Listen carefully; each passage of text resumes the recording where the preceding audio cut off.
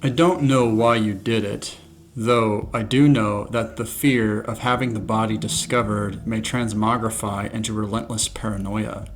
In the aftermath of such an asocial deed, there is a tendency of psychological significance to be on edge, suspicious of others, and ready to silence whispers of your crime, for you never know how, when, or if your secret will be uncovered. Dredged up from the bottom of a lake, dug up by a dog from a shallow grave, or maybe you went to certain lengths to ensure material evidence would never be found. Perhaps you incinerated the body in a burn barrel, fed it to some pigs, or dissolved it in acid you keep around the residence for, well, just in case. Sure, many of these homicidal types get caught, but the truth is, some secrets are never revealed. The keepers may walk the earth and never let a word of the hidden knowledge slip, and when they are dead and gone, there will be no way to know what we do not know. Such is the case with the ninja of history. While indeed there are records of the arguably criminal things that they've done, like burning down entire villages, breaking and entering, thievery, and even assassination, we must remind ourselves that their operational purview of espionage, subterfuge, sabotage, and psychological influence was by definition highly secretive. So consequently, much has been said about shinobi and their arts that is fanciful, romantic, mythological, and quixotic. Unfortunately, what is encountered in the public sphere of commercial consumption, often found parading itself as authentic ninjutsu, is so shallow that I doubt the adherents notice they have no water to swim in. Ninjutsu is a fascinating area of research because one must grasp at shadows and hope that they will speak of their essence, their achievements, and their ways of remaining in the dark. It would be a great irony indeed to find a historical ninjutsu document which details every dastardly thing a shinobi did, things a shinobi could not do if they weren't done with secrecy as a guard.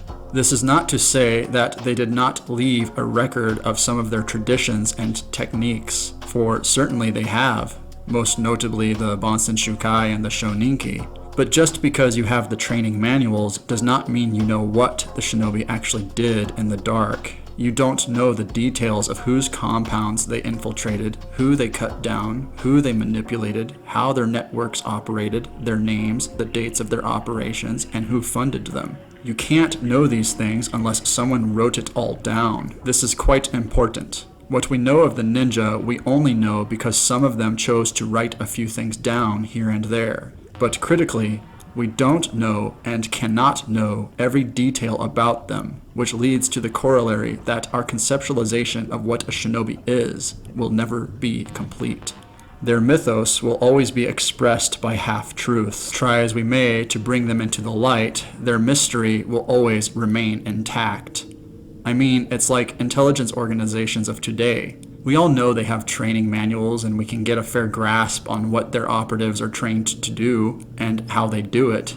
But will such organizations promulgate the details of their criminal actions on an international playing field? Will they reveal their sources? Will they publicize their misgivings, shortcomings, successes, and the names of their heroes without anyone asking? Will they share budgetary information with the world or speak of what targets they rubbed out for this reason or that? The rhetoric here should convey the point that if your trade is in secrets, you best be good at keeping them. Of course, one may remark, well, we know about Project Artichoke, Bluebird, and a slew of MK Ultra sub-projects. We know about Operation Paperclip and Northwoods. We know about X, Y, and Z, and I will reply, yes, because records of these things were kept, while simultaneously reminding you that much of the MK Ultra documents were destroyed. And it is a pragmatic of criminal ventures that if you are going to do something highly illegal and unethical, you don't write anything down. And if you do, you must be ready to destroy the evidence. And so one must ask what else may have been tossed into the memory hole because it was too sensitive for public eyes and ears. Point being, it may be impossible at times to know what we do not know about what we do not know. A mystery is like a vacuum. It draws us all in because something in our nature desires truth and the power that may come with it. And it really isn't just some worn-out cliche to say that knowledge is power. We live the truth of this statement every day. And insomuch that this axiom is true, we must recognize that secrets are a form of knowledge.